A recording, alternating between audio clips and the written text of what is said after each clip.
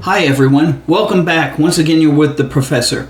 In this video we're going to be exploring exiting in the building codes. How do people get out of a building when there's an event, an emergency, safely? This is our third video in the regulatory topic.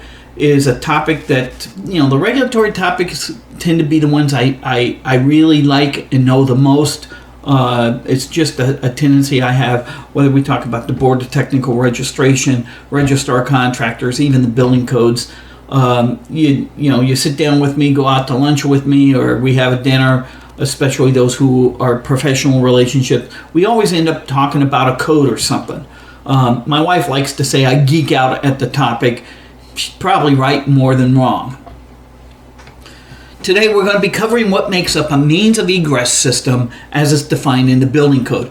There are three basic components to those. You need to know what they are, and we're going to be introducing you to them, how they're defined, how they're described in the code, how they work together, and what requirements for each one of those components are.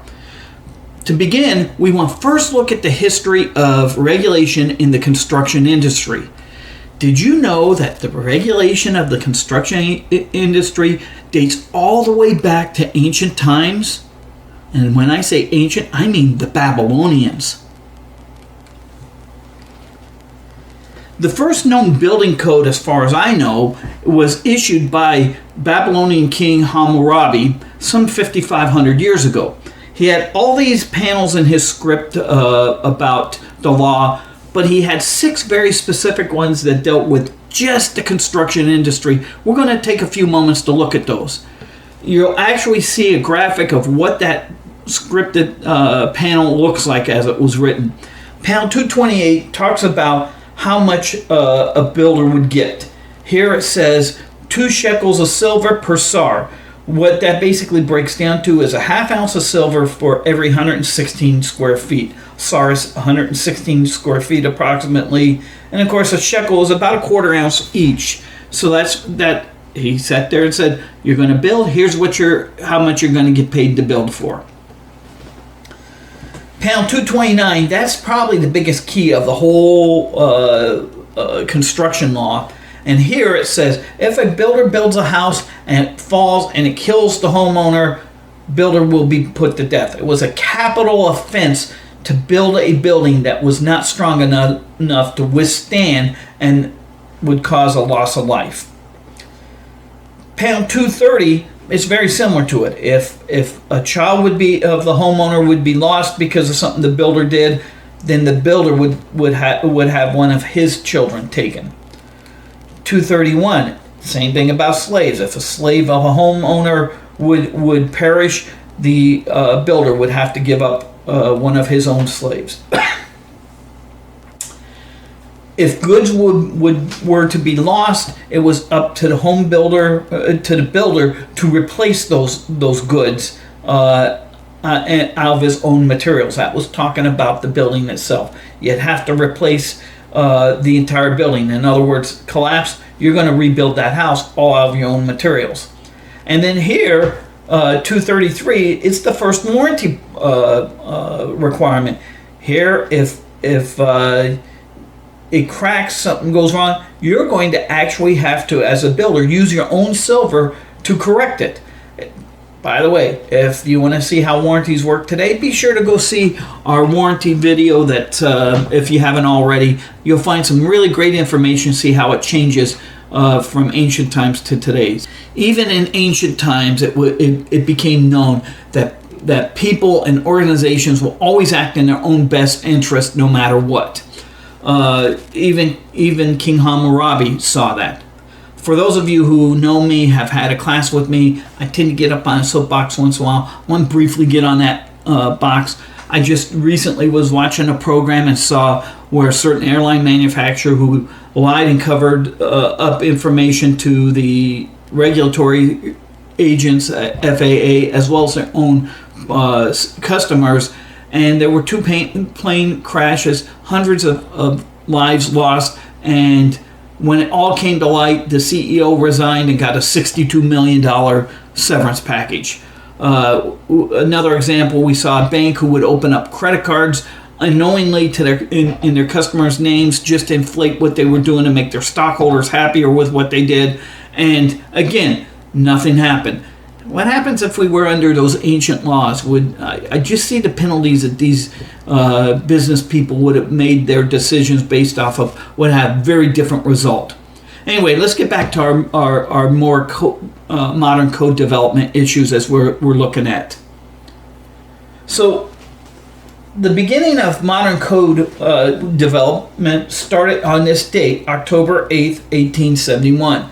If I asked you what that date was, most people probably wouldn't even recognize it, even after I gave them the hint that, well, there was actually two great fires that began on that. Of course, the big one that everyone knows is the Chicago Fire. Chicago Fire killed 300 people, destroyed 4 city blocks, left 100,000 homeless. The unknown one that most people know is the Peshtigo Fire. It was in and around Peshtigo, Wisconsin, killing more than 1,500 people, consumed 1,875 square miles.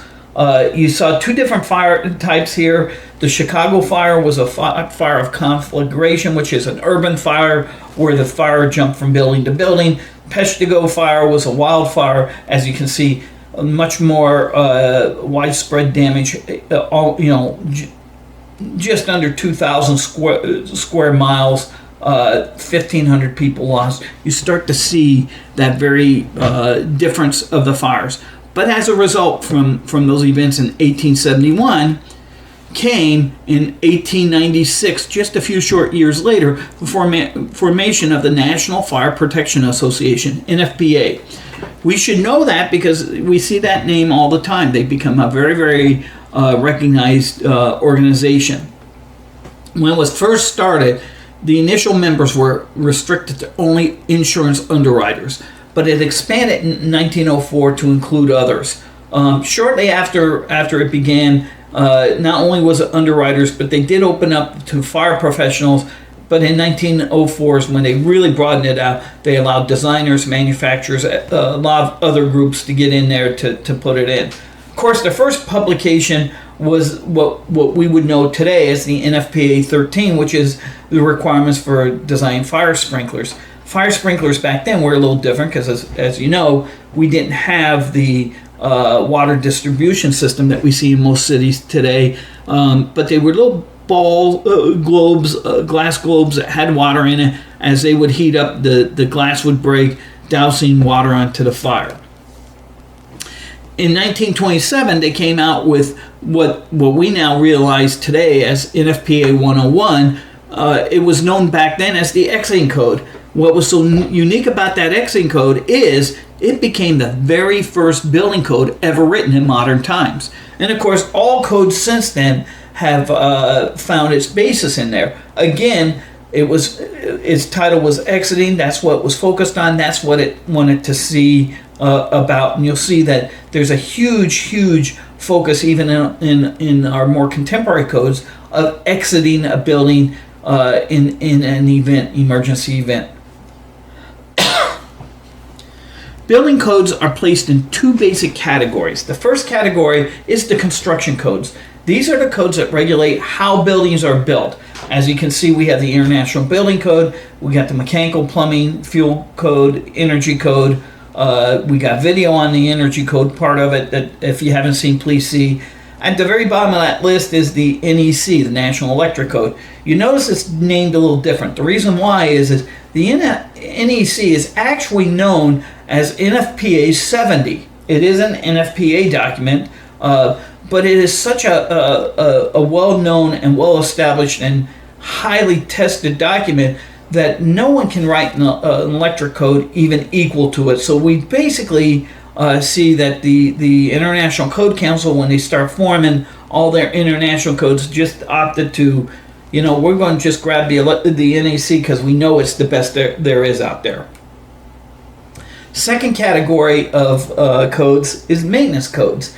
These are codes that largely take over once you get occupied into the building or you have long-term holdings. Of course, the most notable one is the International Fire Code, the IFC. Of course, that one gets misapplied because there's a lot of fire departments who, during construction plan reviews, review against that IFC. The problem is the IFC does not have all the regulation about the protected constructions, the maximum number of occupants, the area restrictions. You can only build so big for a certain type of building or certain occupancy. So a lot of people tend to misequate that, think that that's a building code. It really isn't. It's a maintenance code. It's for after the C of O was issued. Then, of course, the International Property Maintenance Code. You don't hear a lot about that. I would suspect we'll start to see more of that thanks to the collapse of the Surfside condo project in Florida. That's brought and elevated to a lot more people the maintenance codes on buildings, especially once we hit that 40-year break. All building and maintenance codes are supported by standards and supplements. The vast majority of those are the NFPA documents. There's other ones that can be there. ASTM, the American Society for Testing and Materials, often support the building codes as well. But most all NFPA documents, as I said, with the exception of the NFPA 70 or the National Electric Code, they're more standards and supplements. And when they're referenced in the code, it's not bringing that whole document in. It's usually bringing a specific section of that document into compliance with the code. So today, regulation of construction is found within the IBC, the International Building Code, as well as other codes. The primary focus of the building codes are protection of occupants during a single event, not multiple events. In other words, we don't look at fire at two different locations in the building simultaneously. We look at fire in a single location to get people out. Collapse, whatever, would be always a single event.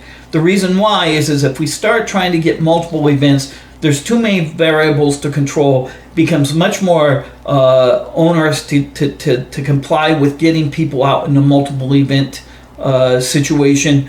It would make construction basically cost prohibitive.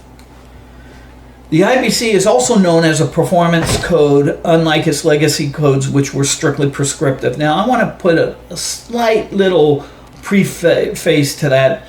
It's not a performance code like we see in Europe. European codes are very, very different. It places a whole lot more responsibility on the designers and the registrants who are doing that work.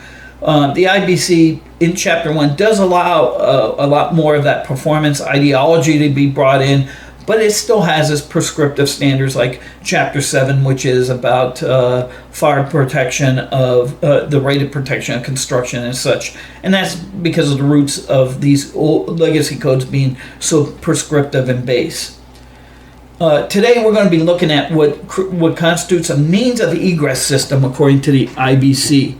This is the actual exiting device to get you as an occupant from where you're standing out away from the building in the case of any event.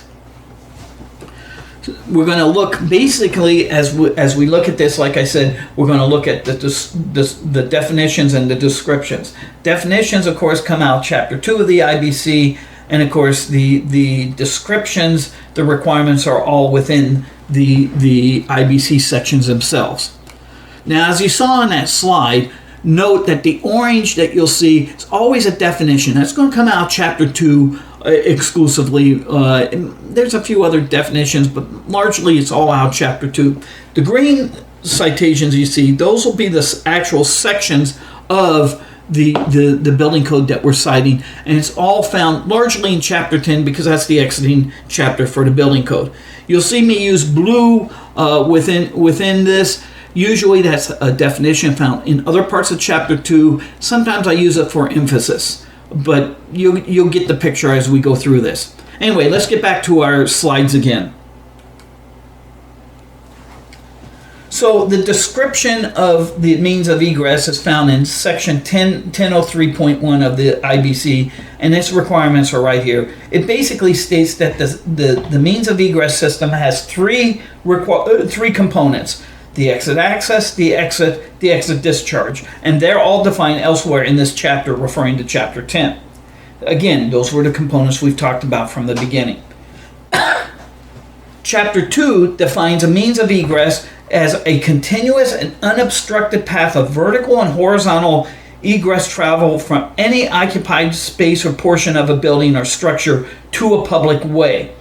There are three separate and distinctive parts of that system: the exit access, the exit, and the exit discharge. You see here where Chapter 2 is now really defining what these components are. Now we're going to look also in Chapter 2, what is the exit access? That is the portion of the egress system that leads from the building to an exit. In other words, wherever you're standing, the exit access is what gets you into the building, okay, out of the building. Now, part of this, you can have what is called an exit access stairway. That is part of the exit access that goes into, that leads you to the exit. Now, we'll get into that in a minute, but understand if it's an exit access stairway, it must comply with all the requirements for what an exit access is. Then there is the exit. The exit is that portion between the exit access and the exit discharge. If you want to think of it as the exit access is one block where the occupant's standing. The exit discharge is the block that the occupant needs to get get them away from the building out to where it's safe. And then that conduit in between, that pipe in between, is the exit itself. As you can see, there are many components to that. We'll get into that as we get a little more into the descriptions, but you can see that there's a lot of elements there, from exterior exit doors to interior exit stairways to ramps to passageways. The exterior exit stairway, now this is a component of the exit itself, and is called exterior because it's always outside the building, meaning it has at least one or two walls common with it. By the time you get to three walls, it becomes very difficult to claim that it is an exit. At that point, it's an exterior stairway. But either way, it's still, these stairs are there because they still have to meet the requirements of the exit itself. Exit stairways, they have very specific requirements, as we can see here. Look at Chapter 10, 11, and 1027 of the IBC. Again, these are requirements for protections so that they are safe for people to access out. And as we get into the description, you'll see why it's so important that they're defined differently. Next, we get to the exit discharge. The exit discharge is a portion of the means of egress system with that between the termination of the exit and the public way. Okay. Now, there's a very big key there, because here's what the definition of the public way is. The public way is the street, alley, or some other parcel of land that's got a width 10 feet and a height 10 feet that you can get to. Notice that the exit discharge does not always immediately dump into the public highway. That's actually a bridge in between. And that's where the definition came with the one building official that I alluded to when we first started this. And of course, as you know, the reason why I started this whole little study on what exiting was. As the first code was called an exiting code that we saw from the NFPA back in 1927, we can see that the current codes are very much focused on exiting as well as other components, structural components, mechanical, other things are part of it, even electrical elements. The key is in an event of an emergency, usually is fire. When we talk about the building codes, evacuation is the key. And to get the occupants from inside the building outside to where it's safe is always the key. And of course, distance is the most important part of that evacuation. The longer it takes for an occupant to travel, the more potential peril they could be put in. That's one of the reasons why the means of egress system has some of these components the way they are. And we're going to look at that momentarily. The reason why comes right here in definition found in section 1017, the exit access that the IBC has. The exit access actually is restricted into how far the distance an occupant can travel before they get into an exit element of that egress system. It's based off of this table that you see here of 1017.2. As you can see, the occupancy types are on the left side, a building without sprinkler systems in the center, and then if it has sprinklers, it has on the third. Now, in Arizona, almost all jurisdictions won't allow you to build a building now without adding sprinklers. So that center section doesn't mean much. But again, as you can see, it limits in most occupancies 250 to 300 feet or so in most of the occupancies that have significant people in it.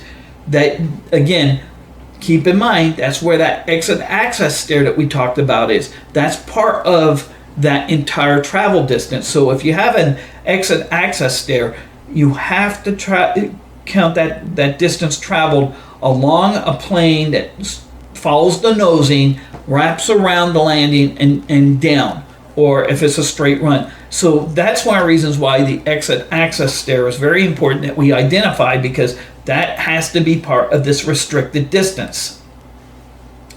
Now, when we get into the commentary of Table 7, the commentary for the IBC on this Table 1017.2, there's a key statement in that commentary. It says, this reflects the maximum distance a person is allowed to travel from any point in a building floor area to the nearest exit along a natural, unobstructed path. We need to understand that this path is unobstructed. So if we have tables, if we have seating, if we have bookshelves in the road, all that has to be around, because you can't go through that. It has to be unobstructed, and that sometimes shortens up the distance if you go by as the crow flies. Now we're going to look at the exit as it's described in 1022.1. Here it says that all exits have to comply with everything in sections 1022 to 1027. All right, we need to look at all those, but the thing that we must understand is in the blue here. Exits shall be continuous from any point of entry into the exit to the exit discharge. What that's saying is you can't go into the exit, out of it into a courtyard, and back into the exit. The exit must be continuous from the time you enter it to the time you get to the exit discharge. We also find that the exit discharge now is described in section 1028.1, and the final requirement of this particular thing is once you enter the exit discharge, you are prohibited. It shall not re-enter the building. So once you get outside the building into that exit discharge, headed to the public way, it may not re-enter the building. And that's where the fundamental difference with that building official and I got into it, because he tried to define that once we got out there, oh, this was part of the exit. No, it wasn't. It was part of the exit discharge. The exit discharge can also have courtways. An open court, as we see, is a space that allows the sky to be open to the sky and everything. And this allows us to do things with design and architecture that would be prohibited if it wasn't in there. It also allows for a definition of an egress court. This is found in IBC 1205, which we see here. Again, canopies are allowed. Now, they used to not make a difference in definition of awnings and canopies. It became a big problem. A canopy is something that sticks out, but it does not necessarily create additional square footage. Here's a good example you see here, and again, we can look at that canopies are also required to comply with 1607.13.4, 3105, even 320. And here's a good picture of what a canopy actually looks like. So the elements of the means of egress, as defined in 1003.1, there's an exit access, there's an exit discharge.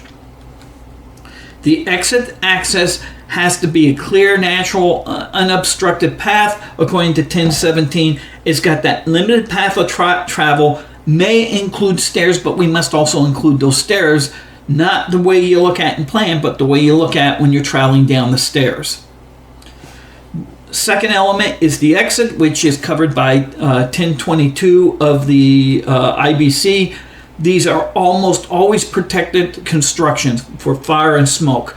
There's a reason for that, and that's because with that protection, it allows us to not have the limitation of distance. That's why the exit itself has no limitation on distance, unlike the exit access. The exit discharge is a path between the termination of the exit and the public way. The public way is a space that usually is 60 feet by 10 feet. If you've got a big recreation yard, like in some schools, once you get out to there, even though you don't have access to the public way because it's fenced in, as long as you can get 60 feet from the building, that will count as that public way. Now let's look how these three components get together. First, you have the exit access. This leads occupants to the exit, is a maximum travel distance. You can only travel so far till you hit the exit. The exit leads the occupants to an exit discharge. There's several elements there, as you can see here. It includes doors, stairways, ramps, exit pathways, horizontal. Always understand the exit is rated. It has to be rated to allow the occupants to get through there. That's why there's no distance on it. And then that leads to the exit discharge, which of course leads the occupants to safety away from the building to a public access or at least 60 feet from the building. So in summary, the three components are for means of egress is the exit access, the exit, and the exit discharge. Once you enter, once the exit is entered, it is protection. Its protection may not be reduced. In other words, once you enter it, if it's a 1 hour construction, it will be 1 hour all the way till you get to the exit discharge. If it's 2 hours, that 2 hours will maintain. You're not allowed to reduce the fire protection of that space once it's entered. Once the exit discharge is entered, no re-entry to the building is permitted. These are very specifics. We saw them briefly in these code sections that we were looking at. Canopies and courtyards are allowed in a means of egress system, but they're restricted in definition for it. Now, I always tell everyone, develop a checklist for this for code review. Makes it real easy for you to make sure we're covering everything, and then always record the analysis for future reference.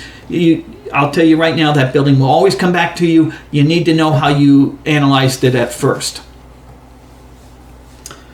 Always do that thorough code review, especially for exiting. That's where the largest amount of liability exists. I developed code checklists as well as record sheets for this. Now, most all of this analysis, most jurisdictions are requiring us to put onto the drawings now so that they can actually memorialize that into the set drawings when they issue the permits. It's not a bad practice, but it certainly makes it easier for when we get ready to do additions and everything.